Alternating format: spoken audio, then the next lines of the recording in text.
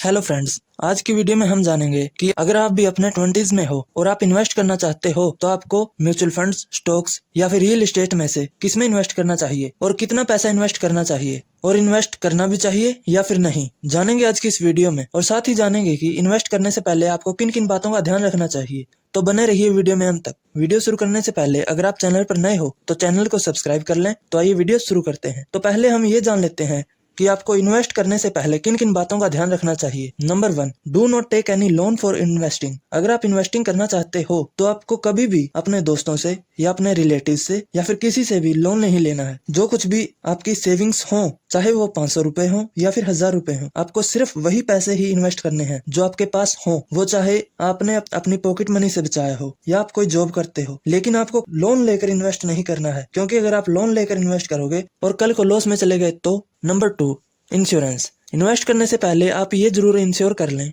कि आपके पास इंश्योरेंस है भी या नहीं। इंश्योरेंस से मेरा मतलब है लाइफ इंश्योरेंस और हेल्थ इंश्योरेंस। अगर आप जॉब करते हो तो आपको आइडियली आपकी इनकम का 20 गुना लाइफ इंश्योरेंस लेना चाहिए। मेरे नजरिए से आपको टर्म लाइफ इंश्योरेंस लेना चाहिए और हेल्थ इंश्योरेंस आइडियली आपकी एनुअल इनकम का 50% होना चाहिए। तो किसी भी टाइप की इन्वेस्टमेंट से पहले आपके पास इंश्योरेंस तो होना ही चाहिए। तो इन्वेस्ट करने से पहले आप पर कोई लोन नहीं होना चाहिए और आपके पास इंश्योरेंस डेफिनेटली होना चाहिए। तो अब आप इन्वेस्टमेंट के लिए रेडी हो। तो अब जानते हैं कि आपको कितना इन्वेस्ट करना चाहिए। अगर आप 23 से 24 साल के हैं और कोई जॉब करते हैं तो आपको मिनिमम अपनी सैलरी का 20% हिस्सा इन्वेस्ट करना चाहिए। ज्यादा भी कर सकते हैं अपने हिसाब से, लेकिन 20% तो करना ही करना है। तो आइए अब हम जान लेते हैं कि आपको कहां पर इन्वेस्ट करना चाहिए, म्यूचुअल फंड्स में, स्टॉक्स में या रियल एस्टेट में या फिर एफडी में। Number 1, real estate. आपको कभी भी रियल एस्टेट में इन्वेस्ट नहीं करना है, क्योंकि रियल एस्टेट में इन्वेस्ट करने के लिए आपके पास बहुत बड़ी अमाउंट होनी चाहिए जो कि आपके पास 20s में नहीं होगी। नंबर 2,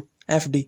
एफडी में आपको 7 से 8% तक का रिटर्न मिल जाता है, जो कि सिर्फ आपके पैसे की वैल्यू को घटने नहीं देता और ना ही बढ़ाता है। एफडी में आपको तभी इन्वेस्ट करना है जब आप 0% रिस्क लेना चाहते हो, वरना तो आपको एफडी में इन्वेस्ट कभी नहीं करना चाहिए, क्योंकि एफडी में रिटर्न्स बहुत ही कम होते हैं। Number 3, mutual funds. Mutual funds में आपको तब इन्वेस्ट करना चाहिए जब आप कम रिस्क में एफडी से ज्यादा रिटर्न्स चाहते हो और तब जब आपको स्टॉक्स की नॉलेज न हो। म्यूचुअल फंड्स में आपको 15% तक का रिटर्न देखने को मिलता है। Number 4, stocks. जब आपको स्टॉक्स की या कंपनीज की नॉलेज होती है तो आप स्टॉक्स में इन्वेस्ट कर सकते हैं, क्योंकि स्टॉक्स में आपको कई केसेस में 15% या कई केसेस में 30% तक का भी रिटर्न्स देखने को मिलता है। अगर आप गोल्ड में भी इन्वेस्ट करना चाहते हैं तो कर सकते हैं, लेकिन फिजिकल गोल्ड में नहीं, बल्कि गोल्ड बॉन्ड्स में, जैसे सोवरन गोल्ड बॉन्ड्स में, क्योंकि ये इस टाइप के बॉन्ड्स गवर्नमेंट इशू करती है तो ये सेफ भी हैं और जितना गोल्ड की वैल्यू बढ़ेगी ये बॉन्ड्स आपको उस पर 2.5% एक्स्ट्रा भी देंगे। और एक बात कि आपको अपनी सारी इन्वेस्टमेंट की राशि को एक ही टाइप के म्यूचुअल फंड्स, स्टॉक्स या फिर बॉन्ड्स में इन्वेस्ट नहीं करना है, क्योंकि जिससे आपके लॉस होने के चांसेस ज्यादा हो जाते हैं। क्योंकि अगर आपने अलग अलग टाइप्स के में इन्वेस्ट किया है तो अगर एक टाइप का बॉन्ड या एक टाइप का म्यूचुअल फंड बैड परफॉर्म करेगा तो दूसरे टाइप उस लॉस को कवर कर लेगा। मेरे पर्सनल व्यू से आपको 50% ऑफ योर इन्वेस्टमेंट वैल्यू को म्यूचुअल फंड्स जैसे इंडेक्स म्यूचुअल फंड्स में, 30% स्टॉक्स में, और अगर आपको पूरी नॉलेज है तो 20% को आप क्रिप्टो में इन्वेस्ट कर सकते हैं। आप इसे 0 भी कर सकते हैं, क्योंकि क्रिप्टो थोड़ा ज्यादा रिस्की होता है, तो इससे अच्छा आप इसे बॉन्ड्स में इन्वेस्ट कर सकते हैं। अगर आपको वीडियो हेल्पफुल लगी हो तो वीडियो को लाइक व चैनल को सब्सक्राइब कर लें, क्योंकि आपको सिर्फ इसी चैनल पर मिलता है कम समय में ज्यादा knowledge about mutual funds, stocks and